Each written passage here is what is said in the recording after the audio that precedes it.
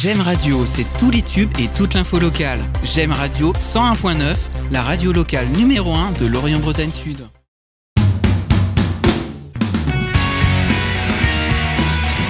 Eugène Berg, bonjour. Merci d'être présent aujourd'hui à l'Armor-Plage pour votre conférence, l'Ukraine.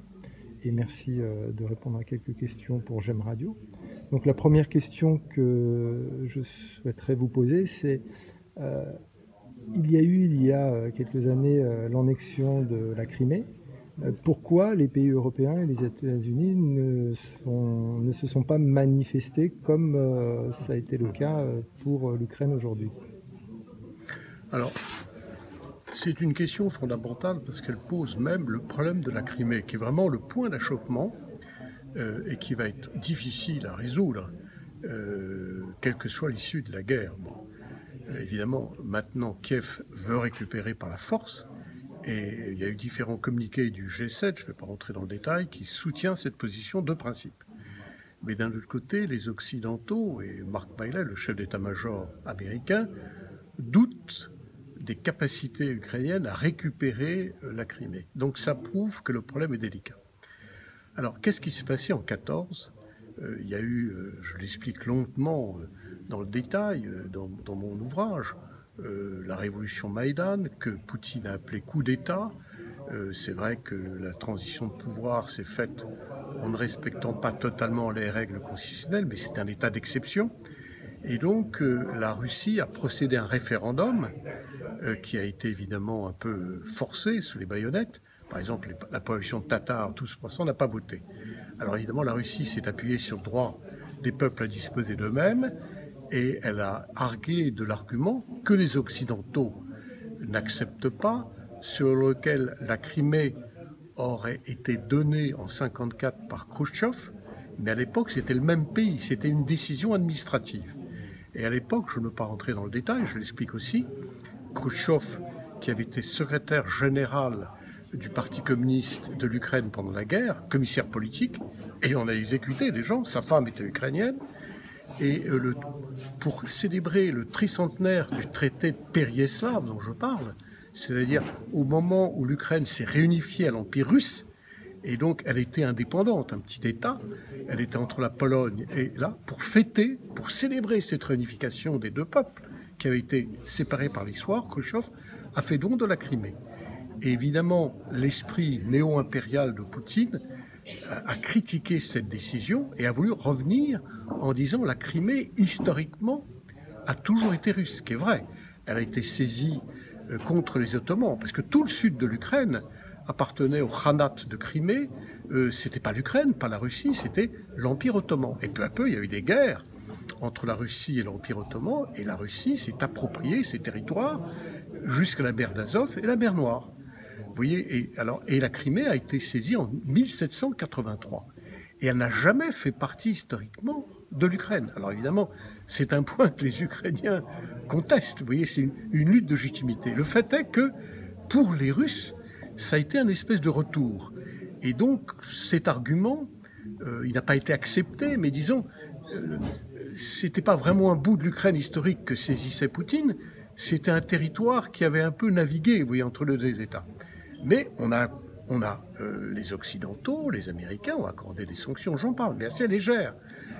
Et donc, les entreprises n'ont pas quitté. Simplement, il y avait des sanctions de produits alimentaires, on ne vendait pas un certain nombre de produits, effectivement, des sanctions, mais assez légères. Et donc, on a vécu, pendant ce moment, entre 2014, quand la Crimée a été annexée, le 18 mars 2014, jusqu'au 22 février, dans un système où l'Occident, parce que, il faut le dire, France et Allemagne ne voulaient pas rentrer en opposition contre la Russie, alors que les pays baltes et la Pologne, il faut leur rendre hommage là-dessus, mettaient le doigt sur l'agressivité, sur le désir de revanche russe, et eux ont commencé d'ailleurs à acheter du gaz américain. Bon, vous voyez, c'est compliqué, alors que l'Allemagne dépendait totalement, enfin en grande partie, 50% de son gaz venait de la Russie, elle ne voulait pas casser ses relations. Donc voilà la situation assez compliquée. Et là aussi, j'explique que les stratèges de l'OTAN, et c'était leur travail, ils l'ont bien fait, dès que l'armée russe est intervenue, pas en Crimée, mais dans le Donbass à partir d'avril, l'été 2014, ils ont vu que la Russie allait peut-être faire la guerre, envahir l'Ukraine, et ils ont commencé à armer l'Ukraine, et donc ils ont commencé à se préparer à cette éventualité, alors qu'il faut dire que les diplomates et l'opinion publique pensaient que ce serait strictement impossible. Donc vous voyez, on ne peut pas dire qu'on n'était pas prévenu, on n'était pas préparé, mais c'était vraiment une éventualité parmi d'autres. Alors, quelle est la spécificité justement des relations franco-ukrainiennes par rapport aux autres pays, les pays baltes, l'Allemagne, oui. les États-Unis? Alors bon, sans remonter à l'histoire, mais c'est quand même l'histoire, il y avait la fille de roi Yougoslave qui s'appelle Anne de Kiev, qui a épousé Henri Ier. Ils ont été à Reims, et donc ils ont été le sacré mariage. Et ce qui est intéressant, le roi de France à l'époque ne savait pas écrire. Il a signé avec une croix, alors qu'Anne de Kiev a signé avec son nom. Et pourquoi? Parce que pour les Russes, Anne de Kiev est russe, et pour les Ukrainiens, c'est Anne Yaroslav. Vous voyez, chacun dit c'est la mienne, parce que les Ukrainiens disent oui, on a fait partie du même pays, mais on s'est séparés. Ensuite, il y a eu, j'en parle, il y a eu un sieur de Beauplan qui est à partir du fin 16e, début 17e, il a dressé des plans, des cartes de l'Ukraine, qui étaient pratiquement les meilleures, les plus précises. Et donc, dans l'histoire, et tous les diplomates de Louis XIV et de Napoléon étudiaient sur lui. Ensuite, le premier gouverneur d'Odessa, ça a été le petit-neveu de Richelieu, le fameux cardinal. Et lui-même a été le premier ministre de Charles X. Donc, il y avait des liens historiques. Mais ces liens historiques ont été effacés parce qu'on voyait que la Russie. Et comme il y a eu l'alliance entre la Russie et la France contre l'Allemagne en 1891, et pendant la Première Guerre mondiale, l'Ukraine n'existait pas. Donc, tous les pays occidentaux ne voyaient que la Russie, croyaient que l'Ukraine était une province russe, mais ne lui donnaient pas le droit. Alors maintenant, effectivement, l'Ukraine est indépendante, on a établi des relations diplomatiques, j'ai beaucoup de collègues qui ont été ambassadeurs là-bas, donc il y a eu des bonnes relations, mais toujours la Grande Russie a éclipsé, vous voyez, donc les relations ont été sous un stade mineur, mais quand même l'Ukraine, grand pays agricole, pays aussi aéronautique, l'Antonov, le plus grand avion du monde, a été construit en Ukraine, il a été d'ailleurs détruit pendant la guerre, et donc il y a eu des relations, et au fur et à mesure où l'Ukraine se détachait, disons, de l'emprise russe, de l'Empire russe, pour se rapprocher de l'Europe, eh bien la France a essayé, et par exemple Nicolas Sarkozy a créé, après la guerre en Géorgie, où il a joué un rôle important pour empêcher cette guerre en Géorgie qui a éclaté en août, pour rapprocher tous ces nouveaux pays, et il a créé le partenariat oriental pour faire une coopération entre l'Union européenne, et une coopération à la fois économique, stratégique, humanitaire, vous voyez, culturelle. Donc pour créer des liens et pour intégrer peu à peu cette Europe qui avait été captive de l'Union soviétique, pour lui permettre d'intégrer un jour la grande famille européenne. Alors, quel est l'impact des actions humanitaires locales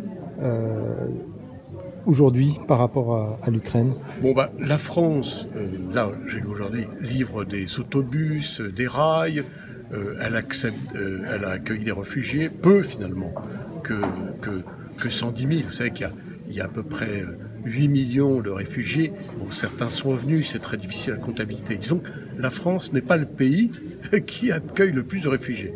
Bon, il y en a en Bretagne, il y en a même ici à l'Armor. Donc elle accorde une aide humanitaire, soit bilatérale, soit via l'Union européenne. Alors attention, il y a une aide qui est militaire, et c'est très intéressant, puisque c'est la première fois que l'Europe, qui est une puissance civile, qui n'a pas d'armée, qui n'est pas compétente sur le plan militaire, ça relève de l'OTAN ou ça relève de la souveraineté nationale. Elle s'est dotée d'un fonds pour la paix, et ce fonds pour la paix a servi à acheter des armes, et à servir des obus. Par exemple, elle a acheté 160 000 obus qu'elle va livrer. Alors, c'est pas humanitaire. Par contre, il y a une aide dans les hôpitaux. Il y a des médecins qui sont allés, des infirmiers. Donc, on livre de l'appareil médical, des générateurs. C'est assez précis, mais la France, pour me résumer, travaille sur le plan régional, national et le plan européen. Merci beaucoup pour GEM Radio et bonne conférence. Merci. J'aime Radio, c'est tous les tubes et toute l'info locale. J'aime Radio 101.9, la radio locale numéro 1 de Lorient-Bretagne Sud.